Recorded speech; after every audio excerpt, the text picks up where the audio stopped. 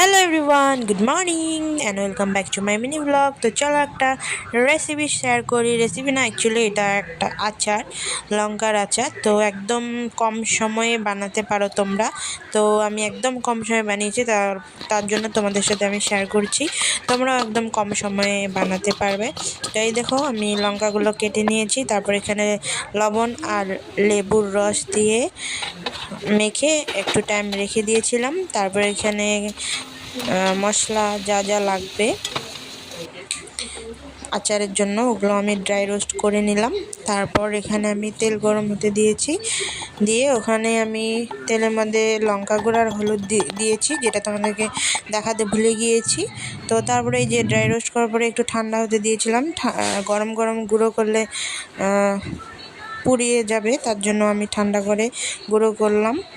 তো আধা গুঁড়ো করতে হয়, তাহলে আচারের টেস্টটা বেশি আছে। তো সব ঠান্ডা করে এই যে গুঁড়ো করে আমি এখন দিচ্ছি। আর তেলটাও ঠান্ডা করে দিতে হবে, না লঙ্কার আচার নষ্ট হয়ে যাবে, থাকবে না। তো তার জন্য সব ঠান্ডা করে এই যে এখানে দিয়ে দিলাম, মেখে দিলাম। আর লাস্টে একটু কালো জিরে দিলাম।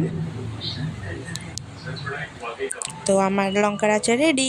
আর আমি জলপাই আর আমলকিও শুকিয়েছিলাম, তো ওগুলো আমি আজকে তেলের মধ্যে রেখে দিলাম।